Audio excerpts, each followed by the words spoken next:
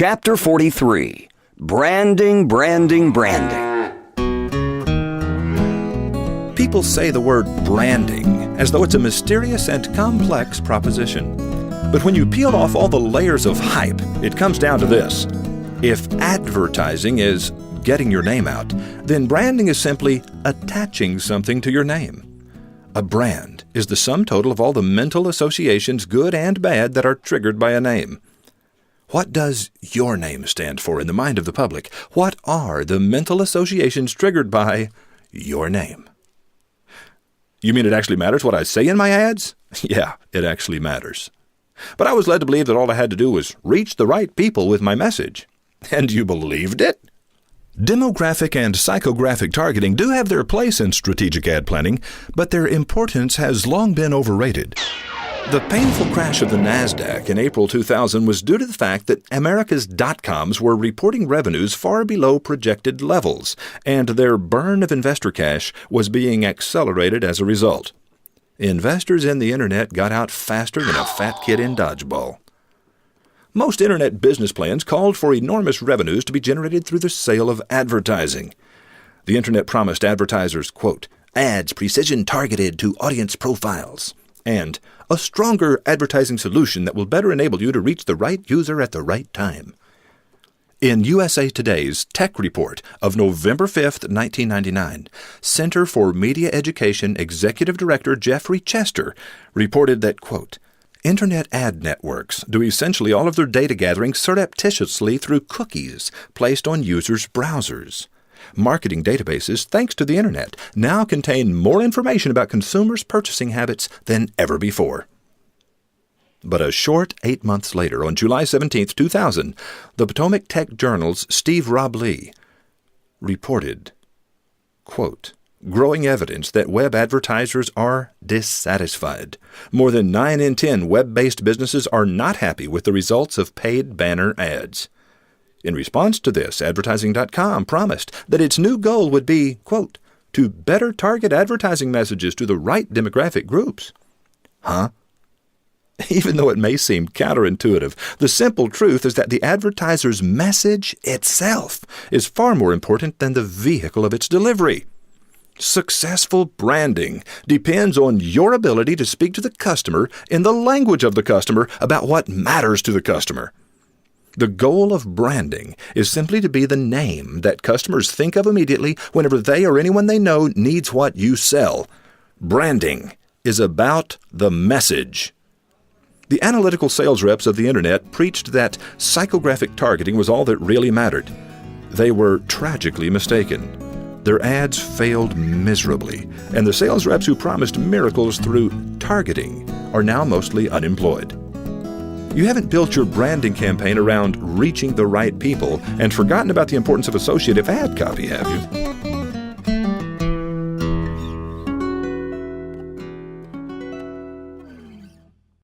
Chapter 44. Frosting. Named after the poet Robert Frost, frosting is the simplest and gentlest technique for transforming drab communication into razor-edged wordsmanship. The essence of frosting is to replace common, predictable phrases with unexpected, interesting ones. The goal is simply to surprise Broca with elegant combinations of words. To better understand frosting, we'll defrost Robert Frost's powerful poem, Misgiving.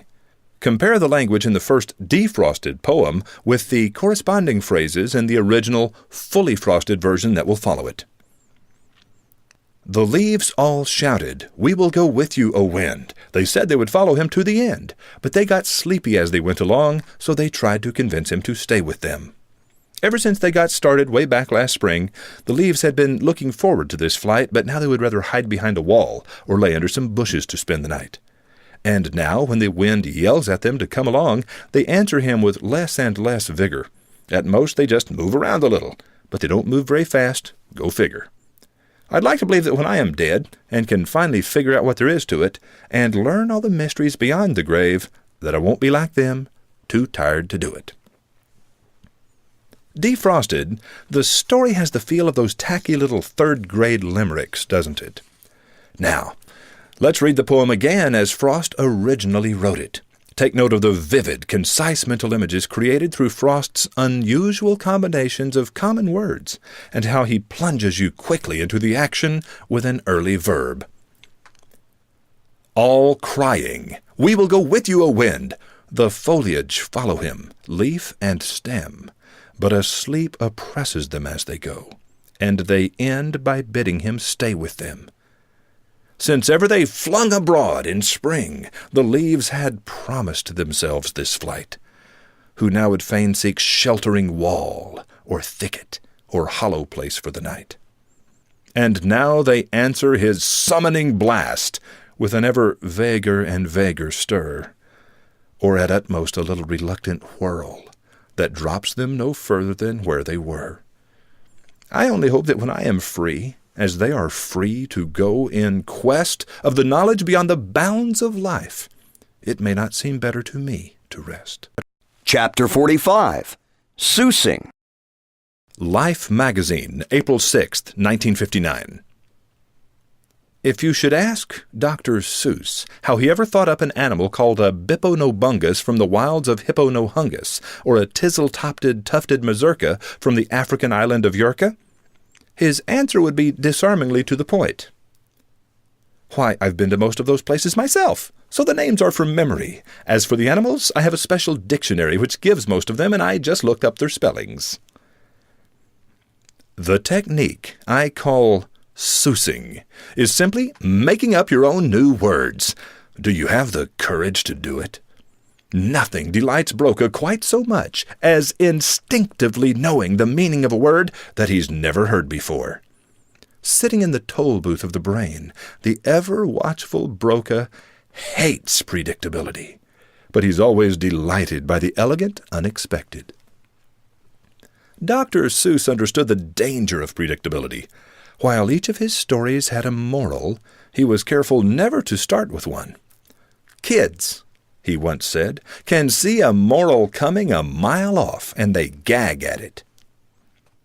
Therefore, Dr. Seuss allowed each story's moral to develop on its own. Never was it forced or contrived.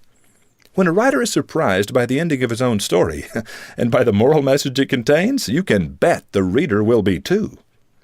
Another function of Broca's area of the brain is to attach imagined actions to the words you and I call verbs. Since Broca guards the door leading into the imagination, it only stands to reason that verbs are more important to persuasion than nouns. Words that are attached to persons, places, and things in Wernicke's area at the other end of the brain. Seuss somehow knew this intuitively. In Pipers at the Gates of Dawn, Jonathan Cott describes meeting a 76-year-old Dr. Seuss in July 1980 and discussing with him the work of Kornei Chukovsky, a Russian children's poet who in 1925 wrote a book about how to win and hold the attention of young children. One of Chukovsky's strongest suggestions in the book was to avoid using too many adjectives and instead to use more verbs. Seuss emphatically agreed. Likewise, the good doctor understood that to win the voluntary attention of young children, the world's most inattentive audience, he would need to enter the realm of the illogical, non-judgmental right brain first, then proceed to the rational, logical left. Dr. Seuss books proceed from the simple premise that children will believe a ludicrous situation if it is pursued with relentless logic. "If I start with a two-headed animal," Seuss said, "I must never waver from that concept. There must be 2 hats in the closet, 2 toothbrushes in the bathroom, and 2 sets of spectacles on the night table. Then my readers will accept the poor fellow without hesitation, and so will I." Will you dive splash into the right brain before swimming over to the left? Are you paying close attention to your verbs? Do you have the audacity to moon predictability by using a word that's not official? Sousing, like pepper sauce, is powerful. A tiny bit adds a zip to even the blandest of dishes. Seuss up your message. Use a word they've never heard. Chapter 46. Being Monet. Blurry, bright, impressionistic paintings aren't about details or accuracy. In fact, Claude Monet said he hoped to capture the first impression of an image, that moment before the eye or camera focused. He said he was striving for instantaneity. In 1869, Monet was painting at La Grenier when he realized that shadows are not just black or brown, but are influenced by their surrounding colors. He further realized that the color of an object is modified by the light in which it is seen, by reflections from other objects, and by contrast with juxtaposed colors. Color, light, reflections, contrast. Likewise, the meaning of a word is influenced by the surrounding words. The color of a word is modified by the light or context in which it is seen, by reflections from words near it, and by contrast with words juxtaposed to it. Monet considered black to be the total lack of color. Though shadows are darker than surrounding colors, they still contain some degree of color. Therefore, shadows are not black. As a result, Monet virtually eliminated void, empty black from his palette of paints. When Monet minimized his use of black, his remaining colors sprang to life. Light radiated from his canvas. Reflections became luminous. Contrasts, magical. Images, worth millions. Likewise, to speak Monet, you must eliminate empty, void, black words from your sentences. Light will radiate from the words remaining. Persuasion will become luminous. Results magical. Refine this, and you will own a talent worth millions. The fundamental principles of being Monet. 1. Ignore the details. 2. Exaggerate the color. 3. Remove the black. It's not about making perfect sense. It's right-brain language, impressionistic and dazzling.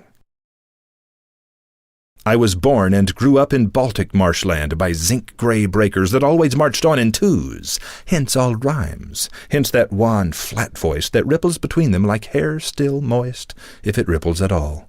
Propped on a pallid elbow, the helix picks out of them no sea rumble, but a clap of canvas, of shutters of hands, a kettle on the burner boiling. Lastly, the seagull's metal cry. Opening lines of a part of speech, Joseph Brodsky, Poet Laureate of the United States, 1992 to 1996.